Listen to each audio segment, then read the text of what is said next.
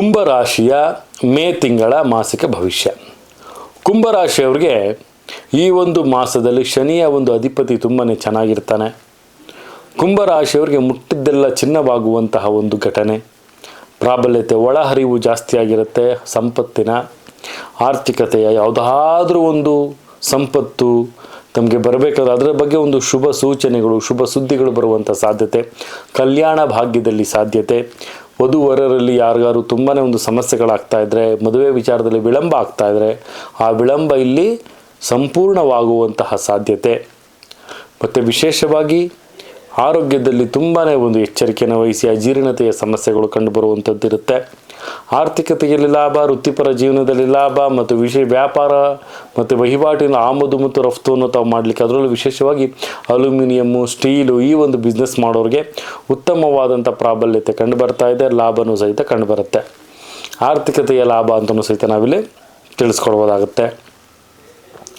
ಮತ್ತು ವಿಶೇಷವಾಗಿ ಹೇಳೋದೇನಪ್ಪ ಅಂದರೆ, ಕುಂಭರಾಶಿಯವರಿಗೆ ಆದಷ್ಟು ಸಹಿತ ತಮ್ಮ ಒಂದು ಗುರುಗಳ ಶ್ರದ್ಧಾ ಭಕ್ತಿ ಶರಣಾರ್ಥಿಯಿಂದ ತಾವು ನಡೆಯೋದ್ರಿಂದ ಉತ್ತಮವಾದಂಥ ಲಾಭವನ್ನು ತಾವು ಕಾಣ್ತೀರಿ. ಸಾಂಸಾರಿಕ ಜೀವನದಲ್ಲಿ ಸ್ವಲ್ಪ ಮಟ್ಟಿನ ಬಿರುಕು, ಆರ್ಥಿಕತೆಯಲ್ಲಿ ಸ್ವಲ್ಪ ಮಟ್ಟಿನ ಏರಿಕೆ ಮತ್ತು ಶೈಕ್ಷಣಿಕ ಜೀವನದಲ್ಲಿ ಪ್ರಾಬಲ್ಯತೆ, ರಾಜಕೀಯ ಜೀವನದಲ್ಲಿ ಸ್ವಲ್ಪ ಅವಮಾನಗಳಾಗುವಂಥ ಸಾಧ್ಯತೆಗಳು ಕುಂಭರಾಶಿಯವರಿಗೆ ಕಂಡು ಬರ್ತಾ ಇದೆ. ಜಾಗೃತಿಯಾಗಿರಿ. ಮತ್ತು ವಿಶೇಷವಾಗಿ 7 ಅನ್ನುವಂಥ ಸಂಖ್ಯೆ ತಮಗೆ ಅದೃಷ್ಟವನ್ನು ತಂದು ಕೊಡುತ್ತೆ. ಮತ್ತು ಶ್ವೇತ ಮಿಶ್ರಿತ ನೀಲಿ ಬಣ್ಣವನ್ನು ತಾವು ಧಾರಣೆ ಮಾಡೋದು ತುಂಬಾ ಉತ್ತಮ. ಈ ಒಂದು ಮೇ ತಿಂಗಳಲ್ಲಿ ತಾವು ಆದಷ್ಟು ಶ್ರೀಕೃಷ್ಣ ಪರಮಾತ್ಮನ ಧ್ಯಾನವನ್ನು ಮಾಡೋದ್ರಿಂದ ಉತ್ತಮವಾದಂತಹ ಒಂದು ನಮ್ರತವಾದಂತಹ ಒಂದು ಸ್ನೇಹಜೀವಿಯಾಗಿ ತಾವು ಬೆಳಗ್ತೀರಿ ಅಂತ ಸಹಿತ ನಾವಿಲ್ಲಿ ತಿಳಿಸ್ಕೊಡ್ಬೋದಾಗುತ್ತೆ.